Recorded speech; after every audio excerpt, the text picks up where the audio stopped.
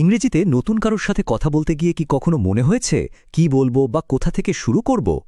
যদি হয়ে থাকে তাহলে একদম ভাবনার কিছু নেই। চলুন আজ আমরা দেখে নিই ঠিক কিভাবে খুব সহজ কয়েকটা ধাপে যে কোনো অচেনা মানুষের সাথে ইংরেজিতে কথা বলা শুরু করা যায়। এই যে একটা অস্বস্তি, নতুন কারোর সাথে দেখা হলো অথচ কি বলে কথা শুরু করা যায় সেটাই মাথায় আসছে না। এটা কিন্তু খুবই স্বাভাবিক একটা ব্যাপার, আর এর সমাধানটাও কিন্তু বেশ সোজা। চলুন এই দ্বিধা কাটানোর জন্য কিছু সহজ আর খুব কার্যকর উপায় জেনে নেওয়া যাক। যে কোনো কথা শুরু করার আগে প্রথম কাজটা হলো জড়তা কাটানো। ইংরেজিতে একেই বলে ব্রেকিং দি আইস। এখন প্রশ্ন হলো সেটা কিভাবে করা যায়। এর সবচেয়ে সহজ আর বন্ধুত্বপূর্ণ উপায়টা কি জানেন? খুব সহজভাবে শুধু নামটা জিজ্ঞেস করা। ব্যাস, এটাই কিন্তু একটা সুন্দর আলাপের প্রথম সিঁড়ি।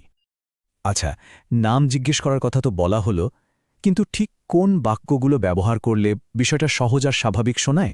চলুন তাহলে এবার আমরা ঠিক সেটাই দেখব, কিভাবে নাম জিজ্ঞেস করতে হয় আর কিভাবে নিজের পরিচয় দিতে হয়। দেখুন, নাম জিজ্ঞেস করার কিন্তু বেশ কয়েকটা কমন উপায় আছে। সবচেয়ে চালু আর ফ্রেন্ডলি উপায়টা হলো হোয়াটস ইয়োর নেম। আবার ধরুন একটু ফর্মাল পরিবেশে আছেন, সেখানে may I know your good name শুনতে বেশ ভালো লাগে। অর্থ কিন্তু সবগুলোরই এক, শুধু পরিস্থিতি বুঝে ব্যবহার করতে হবে। এর মধ্যে সবচেয়ে বেশি ব্যবহার হয় হোয়াটস ইয়োর নেম, আর এর সঠিক উচ্চারণটা কিন্তু খুব জরুরি। এখানে একটা ফোনেটিক গাইড তো আছেই, তবে সবচেয়ে ভালো উপায় হলো শুনে শুনে বলা। চলুন তো একবার একসাথে চেষ্টা করা যাক। হোয়াটস ইয়োর নেম, আরেকবার হোয়াটস ইয়োর নেম। একদম পারফেক্ট। আর উত্তর দেয়া, সে তো আরও সোজা। সিম্পলি আই অ্যাম অথবা মাই নেম ইজ বলে নিজের নামটা পরিষ্কার করে বলতে হবে। যেমন ধরুন, মাই নেম ইজ আনিকা। এখানে আরেকটা ছোট্ট বিষয় আছে। মহিলারা চাইলে নামের আগে তাদের বৈবাহিক অবস্থা বোঝাতে মিস বা মিসেস যোগ করতে পারেন, তবে এটা কিন্তু পুরোটাই ঐচ্ছিক। বেশ, নাম পরিচয় তো হল। এরপর কথাটাকে আরেকটু এগিয়ে নেওয়া যাবে কিভাবে? এর একটা খুব সহজ আর স্বাভাবিক উপায় হল পেশা নিয়ে কথা বলা। কারণ কাজ তো আমাদের পরিচয়ের একটা বড় অংশ, তাই না? আর এটা নিয়ে কথা বললে আলাপ এমনিতেই জমে ওঠে। তো কারো পেশা সম্পর্কে কিভাবে জিজ্ঞেস করা যায়? এর জন্য কিন্তু কয়েকটা অপশন আছে।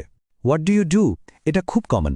বা সরাসরি ওয়্যার ডু ইউ ওয়ার্কও জিজ্ঞেস করা যায়। লক্ষ্য করে দেখুন, প্রশ্নগুলো আলাদা হলেও উদ্দেশ্য কিন্তু একটাই। কাজেই পরিস্থিতি বুঝে যে কোনো একটা ব্যবহার করলেই চলবে। আচ্ছা, এখানে একটা খুবই দরকারি জিনিস একটু খেয়াল করতে হবে। সেটা হলো এন আর অ্যাজের ব্যবহার। এই দুটো ছোট শব্দের পার্থক্যটা বুঝতে পারলে উত্তর দেওয়াটা অনেক সহজ হয়ে যায়। ব্যাপারটা একদম সিম্পল।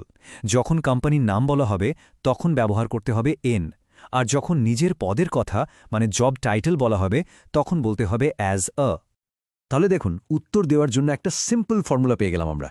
আই এম ওয়ার্কিং এটা দিয়ে শুরু করে, তারপর হয় ইন দিয়ে কোম্পানির নাম বলতে হবে, অথবা অ্যাজ আ দিয়ে নিজের জব টাইটেলটা বলে দিলেই হবে। ব্যাস, উত্তর তৈরি। সহজ না ব্যাপারটা? আর সবচেয়ে মজার ব্যাপার কি জানেন?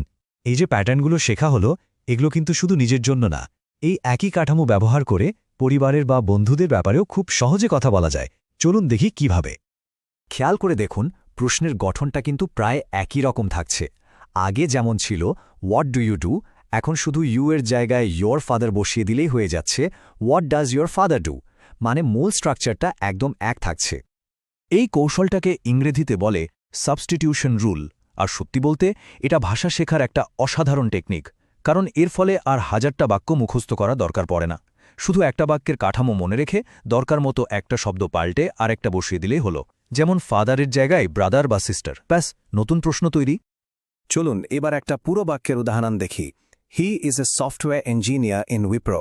এখানে কিন্তু আমরা আগে যে ইন আর অ্যাজ এর নিয়মটা শিখেছিলাম সেটাই দারুণভাবে ব্যবহার করা হয়েছে। দেখুন, এ সফটওয়্যার ইঞ্জিনিয়ার দিয়ে পদ বোঝানো হচ্ছে, আর ইন উইপ্রো দিয়ে কোম্পানি। দুটো তথ্যই একটা বাক্যে চলে এলো। তাহলে পুরো ব্যাপারটা একবার ভাবুন তো। একটা সুন্দর সহজ কথোপকথন শুরু করার জন্য যে টুলসগুলো দরকার সেগুলো কিন্তু এখন আমাদের হাতে। কিভাবে নাম জিজ্ঞেস করতে হয়, নিজের পরিচয় দিতে হয়, কাজ নিয়ে কথা বলতে হয়, এমনকি এই একই নিয়ম ব্যবহার করে অন্যদের সম্পর্কেও জানতে হয়, সবটাই এখন জানা। এখন শুধু একটাই কাজ বাকি, সেটা হলো এই সহজ কৌশলগুলোকে বাস্তবে কাজে লাগানো। তাহলে আর দেরি কেন? পরের বার যখনই সুযোগ আসবে নতুন কারোর সাথে কথা বলার এই ছোট্ট চ্যালেঞ্জটা নিয়েই দেখুন না কেমন।